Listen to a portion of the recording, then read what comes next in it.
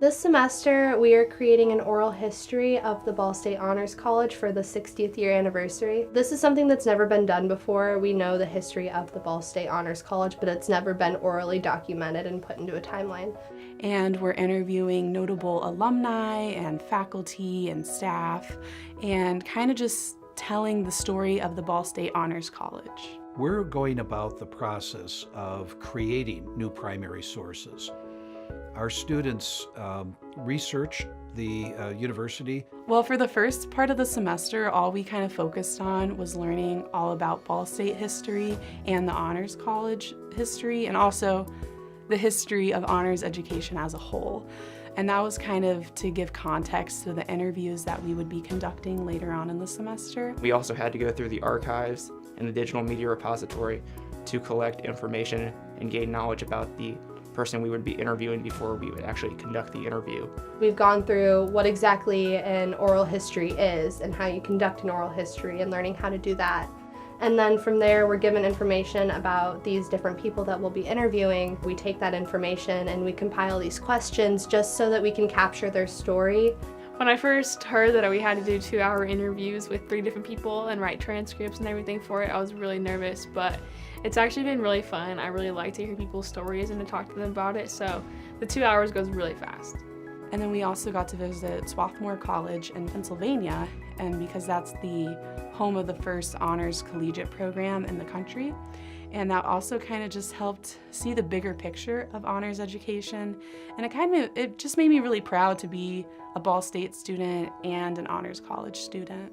We went to Swarthmore. We talked to the director of the Honors College, and she gave us a tour of the Honors College. She let us sit in on a panel with different faculty, different Honors College students, and we learned about just the rigor of the Honors College at the birthplace of Honors College.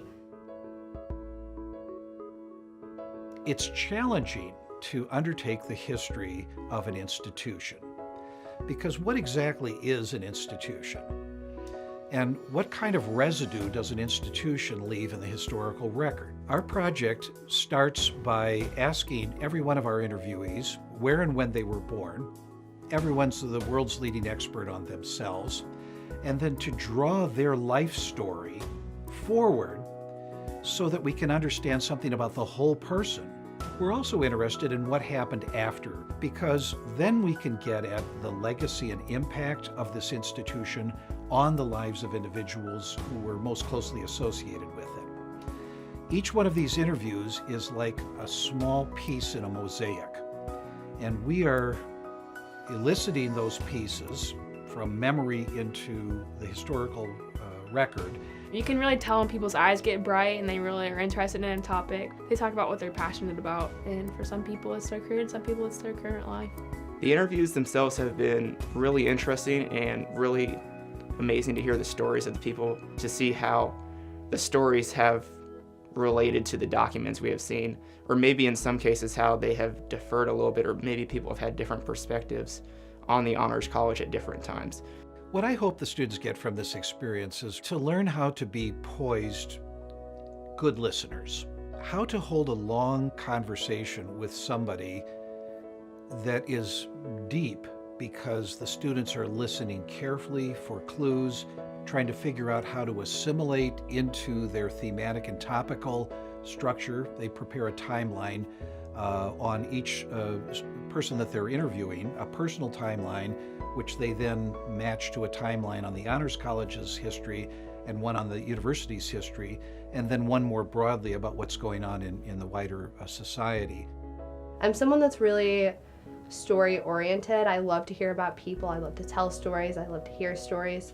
So it's really been rewarding to be able to capture the story of someone else, especially someone else that has gone through the Honors College and graduated and moved on into a different area of their life.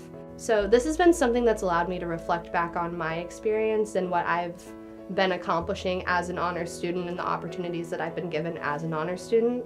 For me, it has been very impactful to have this experience, to learn to conduct oral histories before I go out into the job search, and have this on my resume and be able to say that I've conducted oral histories and that way I am prepared more for the field I want to enter later on.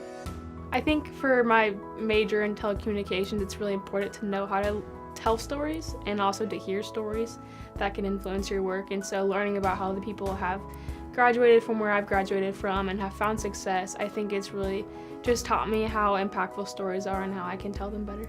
The students, in other words, are learning skills that were long part of civilization, holding face-to-face conversations with people over a prolonged period, and to be an attentive listener and a reflective participant in the conversation.